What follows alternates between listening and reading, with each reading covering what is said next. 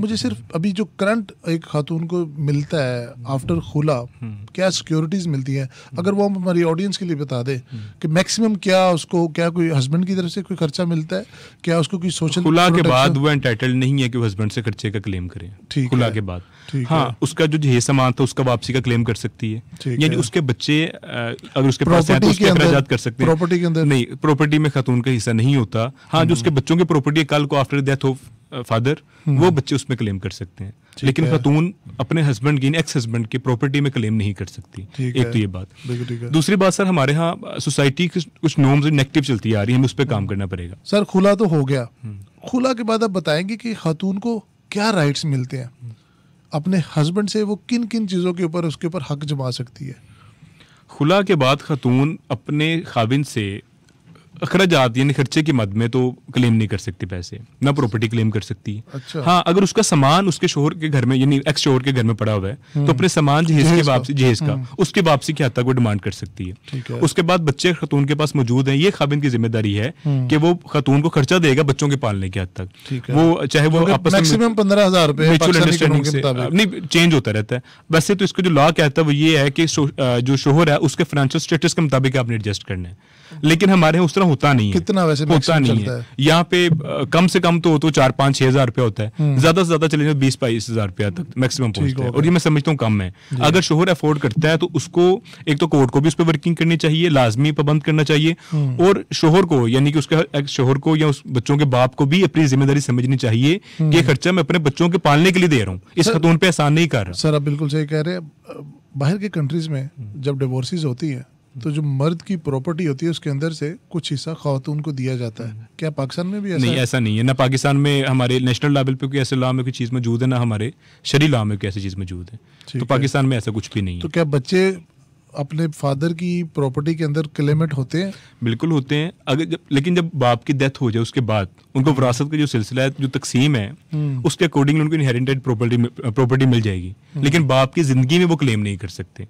चाहे वो बेटा हो चाहे वो बेटा हो या बेटी हो, बाप की जिंदगी में वो क्लेम करने का हकदार नहीं है, कोई भी हकदार नहीं है। और अगर यानी मियां बीवी में तलाक हो भी जाए तब भी बच्चे तो एंटाइटल्ड रहते हैं कि अपने बाप की प्रॉपर्टी को करके क्लेम कर सकते हैं। ठीक है। So basically the childs are protected, but जो खातून है वो किसी तरह से भी प्रोटेक्टेड नहीं है। अच्छा, खातून प्रोटेक्टेड हमारे यहाँ है। देखिए, अल्लाह ताला ने दोनों को इंडिपेंडेंट बनाया, वो हमने अपने नॉर्म्स के मुताबिक दोनों को लिमिटेड कर दिया। और देखिए, फॉर एग्जांपल मैं बात जनरेट करता हूँ तो हमारे यहाँ खवातीन की तादाद 2/3 है एज कम्पेयर टू मैन। आपके यहाँ दूसरी शादी को फिर बुरा समझा जाता है, कल को वो निकाह की तरफ जाती है उसको नेगेटिव समझ रहे होते हैं। हमारे यहाँ हजारों लाखों खवातीन मौजूद ऐसी जो खुला याफ्ता या तलाक याफ्ता हैं, उनसे कोई मर्द शादी करने के लिए तैयार नहीं है। आमतौर पर रिश्ता मेरे को होगा कि एजेड आदमी को मिल जाएगा, मजबूरी में बेचारी किसी के साथ चली जाए, और ये हमारे इस्लाम ने तो इस चीज को मना किया गया है। हाँ, हमारे सोशल नॉर्म जो लोकल नॉर्म्स है वो इसके खिलाफ जाती है।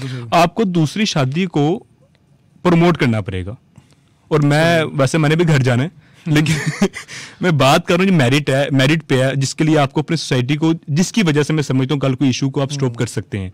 उसके बाद हमारे यहाँ ये कल्चर एक तो बेहतर हो जाएगा। सेकेंडली, खातून में अगर वो जायज़ खुला ले रही है या तलाक ले रही है, उसके बाद एक बेहतरीन लाइफस्टाइल गुजारने का हक महफूज रहेगा, जो कि हमारे पास अभी तक हमारे यहाँ ये महफूज नहीं रहता। अभी तो स्टिग्मा समझा जाता है ना। जो खातून बड़े बड़े केसेस हैं, बहुत सारे लोग हैं जो इमोशनली ब्लैकमेल होके वापस सुलह की तरफ चले जाते हैं।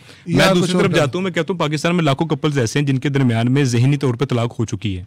बहुत अच्छा कहा आपने, बिल्कुल सही। लेकिन वो इकट्ठे रहते हैं, मजबूरी है, बच्चे, और वो एक दूसरे से कुड़ के रह रहे होते हैं। अगर आप एक दूसरे के लिए जियत बन जाए तो उससे बेहतर होता है कि आप अलैदगी इख्तियार कर लें। लेकिन अलैदगी के बाद जो मर्द है उसके लिए तो जिंदगी है, पर औरत के लिए तो नहीं सर, मुतासिर दोनों होते हैं। देखिए, मर्द भी मुतासिर होते हैं। मर्द के लिए सबसे बड़ी सजा ये होती है कि उसके बच्चे दूर होते हैं। वो तो 7 साल बाद क्लेम कर सकता है ना बच्चों को। एक वो भी होता है, एक पहली सजा तो ये कि उसके बच्चे दूर होते हैं। दूसरी बात ये कि इमोशनल अटैचमेंट मर्द या खतून की नहीं होती, वो नेचर की तरफ से होती है। और अगर इमोशनल अटैचमेंट है तो खतून अगर उसमें मुतासिर होती है, कैसे पॉसिबल है कि मर्द उसमें मुतासिर ना हो? मर्द भी मुतासिर होता है सर। देखिए, आप बिल्कुल ठीक कह रहे हैं, सारी बात है, मुतासिर होते हैं। लेकिन मैं बात कर रहा हूँ ऑप्शंस की, मैं बात कर रहा हूँ रियलिटीज़ की। खातून के पास हमारी सोसाइटी में कोई और ऑप्शन नहीं है। सानिया ज़हरा के पास कोई और ऑप्शन किसने ऑप्शन देना है? देखिए, मैं कहता हूँ आप ठीक कह रहे हैं, कोई और ऑप्शन होता वो सुसाइड ना करती। सर मेरी बात सुन लीजिए, आप कह रहे हैं कि हमारी सोसाइटी में ऑप्शन नहीं है, तो सोसाइटी ने ही तो उसको ऑप्शन देना है। तो सोसाइटी आप लोगों ने बनानी है ना, आप तो लोग उसके लिए तो हम बात कर रहे हैं। मैं वही अर्ज कर रहा हूँ फिर से, आपको सबसे पहले दूसरी शादी को प्रमोट कर दें, आप उसको बुरा समझना बंद कर दें, सिंपल। वो बात ठीक है आपकी। लास्ट टाइम आप बताइएगा कि वुकला का कब कन्वेंशन हुआ था जहां पर डिवोर्स के बाद खवातीन के साथ जो होता है, जो उनके राइट्स मिलते हैं, उनके ऊपर बात की हो? कोई ऐसी बहस बता दे जो आपने लास्ट टाइम की हो कहीं पे भी। मेरा नहीं ख्याल कि पिछले 5-6 साल में आपने कहीं पर भी की होगी, बिकॉज ये हमारी प्रायोरिटीज में नहीं है। हमारी प्रायोरिटीज में आ जाते हैं दूसरे मामलात। तो ये हमारा काम है, ये आपका काम है, ये मीडिया का काम है, ये वुकला का काम है, ये आप जैसे ह्यूमन एक्टिविस्ट का काम है। ये हमारी तो ये प्रायोरिटीज में नहीं है। तो ये मैं इस चीज के ऊपर थोड़ा सा तकलीफ दे हूँ। बिल्कुल इस पे बात करनी पड़ेगी और आपकी सोसाइटी को इस पे जागना पड़ेगा और इस इशू को समझना पड़ेगा कि हमारे ये जो इशू है हमारी नस्लें तबाह कर जाएगा। आपके सारे क्राइसिस एक तरफ रह जाते हैं। अगर आपके फैमिली सिस्टम क्राइसिस में चला गया, इट्स मीन कि आपके कौम क्राइसिस में चले गई है। जब तक हम इसको इस नहज पे समझेंगे नहीं, तब तक अब समझ लीजिए कि आप तबाही के धाने पर खड़े हुए। लास्ट क्वेश्चन सर, आपके मुताबिक एक मैरिड कपल एक अच्छी लाइफ गुजारने के लिए सब्र के अलावा उन किन चीज़ों का ख्याल रखे? मैं ये समझता हूँ कि हमारे यहाँ एक बहुत बड़ी रीज़न ये है कि शादी से पहले लड़का लड़की एक दूसरे को आर्टिफिशियल लाइफस्टाइल दिखाते हैं। फॉर एग्जाम्पल लड़की भी जा रही है तो वो किसी सहेली को कोई चीज मांग ली, किसी को कोई चीज मांग ली, वो ऐसे परफेक्ट है कि आपके पास तो केसेस आते हैं कोई इस तरह का वाकया कि लड़का लड़की का कोई आपके पास खुला का केस आया और वो कहे कि जिसने मुझे कुछ और बताया था कुछ और नहीं। सर हर घर की कहानी एक केस नहीं है। अच्छा। लाखों केसेस हैं ऐसे जिसमें लड़का पहले आर्टिफिशियली और दिखा रहा होता है, लड़की और दिखा रही होती है। जब तक अब हकीकत की एक इतना बड़ा रिश्ता है उसकी बुनियाद सच के ऊपर नहीं रखेंगे तब तक आप अच्छा लाइफ स्टाइल नहीं जी सकते। पहली बात हुई है। दूसरी बात हमें ये समझनी पड़ेगी कि कभी भी दो इंसान एक दूसरे के साथ एक दूसरे जैसे 100% नहीं हो सकते। दोनों में फर्क होता है और एक दूसरे के ओपिनियन का एहतराम करने का नाम ही जिंदगी है। सर ज्यादा जो आपके पास डिवोर्सेस के केसेस आते हैं वो लव मैरिजेस के होते हैं कि अरेंज मैरिजेस के? डिफरेंट हैं। इसमें सबसे बड़ी रीजन जो आमतौर पे आती है वो थर्ड पर्सन की इन्वॉल्वमेंट आती है। नहीं, वो केसेस ज्यादातर वैसे आपके लव मैरिजेस के ज्यादा तादाद में इसलिए हैं कि जिससे मैंने पहले अर्ज कर दिया कि एक दूसरे को शादी से पहले आर्टिफिशियल लाइफस्टाइल दिखा रही होती है। एज ग्रुप होता है वो 25 साल से ज्यादा वाला होता है या 25 साल से कम वाला होता है? डिफरेंट है। इसमें हम एज को स्पेसिफाई नहीं कर सकते। बस अभी तो मैंने रिसेंटली बेतहाशा ऐसे केसेस देखे जिनकी शादी को 8-10 साल हो चुके थे, उसके बाद जाके उनके केसेस में उनके खुला के केसेस या तलाक के केसेस फाइल हुए।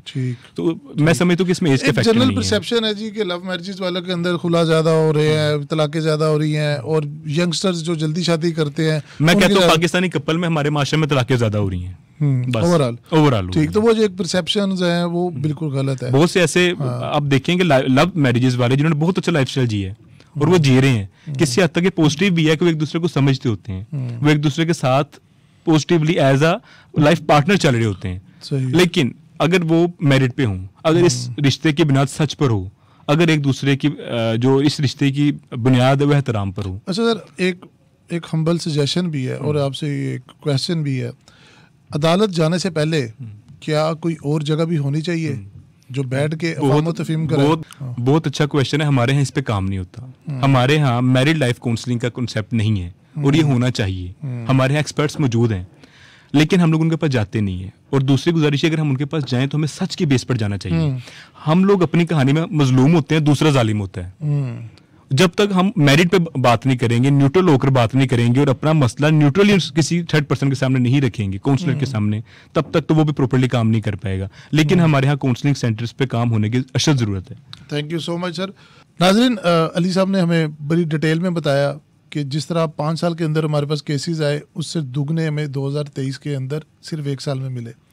ये क्यों हो रहा है? इसमें नाकामी है हमारे फैमिली सिस्टम की। एक फैमिली प्रेशर होता था पहले जिसके अंदर लोगों को एक डर होता था कि हमने अपने मामलात को अपने घर में सुलझाना है और अब वो चीज़ें ख़त्म होती जा रही हैं। आपके अपने आप से दूर होते जा रहे हैं जिसकी वजह से डिवोर्सेस बढ़ती जा रही है। एक कपल के ऊपर एक जब तक प्रेशर नहीं होगा एक अच्छी ज़िंदगी गुजारने का, मेरा नहीं ख्याल कि वो इतने मतवाज़न तरीके से एक ज़िंदगी गुजार सकेंगे। ऊंच नीच आती रहती है, इसमें दोनों को कॉम्प्रोमाइज़ करना पड़ेगा। जैसे हम दोनों ने बात करते हुए बोला कि marriage is the name of compromise, तो कई बार आपको किसी की बात के ऊपर कॉम्प्रोमाइज़ भी करना पड़ सकता है आगे फ्यूचर की बेटरमेंट के लिए। With that I thank you very much for your time. See you in the next podcast. इंशाल्लाह।